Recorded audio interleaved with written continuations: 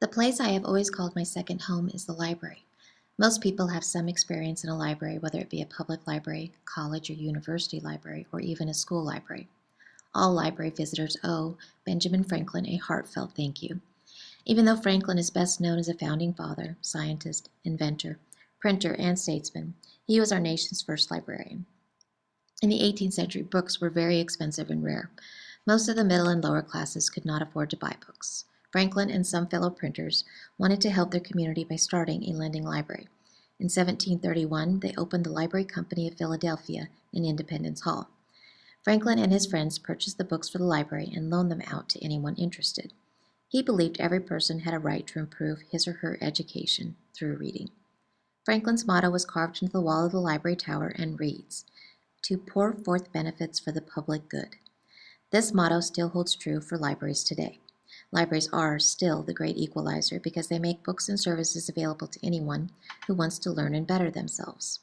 Even more than that, libraries are true representatives of both personal and intellectual freedoms and democracy.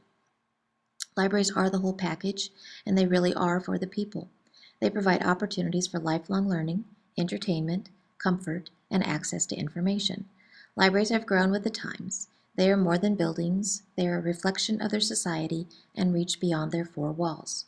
With technology and the push for digital media, the idea of libraries as wall-to-wall bookshelves had to change. Libraries are proactive change makers and information-rich spaces. Libraries have an even greater purpose in the 21st century because now there is an overabundance of information available, and people need help evaluating and navigating the information-rich world they live in. People still go to the library for books and information, but libraries have changed with the times and offer access to technology. Technology has not ruined libraries because libraries embrace it and make it accessible to their patrons. Computer labs and workstations are common in libraries and free to use, along with free access to the internet. Libraries even offer ebooks, online databases and magazines, and technology training for free. Libraries are still welcoming, inviting, and comfortable places for all ages. They meet the needs of all their patrons, from children to grandparents. Walk into a public library and you will find a microcosm of society, and libraries are essential to our society. It is sad that cities, counties, school districts, and states often place libraries on the sacrificial chopping block, labeling them as inessential luxuries just to save money. Libraries are not a luxury. They are windows into the future. A future without libraries is inconceivable. A library is one of the few one-size-fits-all institutions for children, adolescents, parents, grandparents, professionals, writers, readers, students, white-collar, blue-collar, unemployed, and the underemployed. All ages turn to libraries for instruction, support, and access to computers and other resources to help them lead better lives. Instead of devaluing these priceless institutions of lifelong learning, we should support them. Libraries should be valued as voices of the past, agents for change and improvement in today's world, and windows to the opportunities of tomorrow. Libraries allow us to dream and imagine the possibilities. The American Library Association's Declaration for the Rights to Libraries summarizes how libraries change lives for the better. Here are the top 10 ways libraries improve lives. 1. Libraries empower the individual. 2. Libraries support literacy and lifelong learning. 3. Libraries strengthen families. 4. Libraries are the great equalizer. 5. Libraries build communities.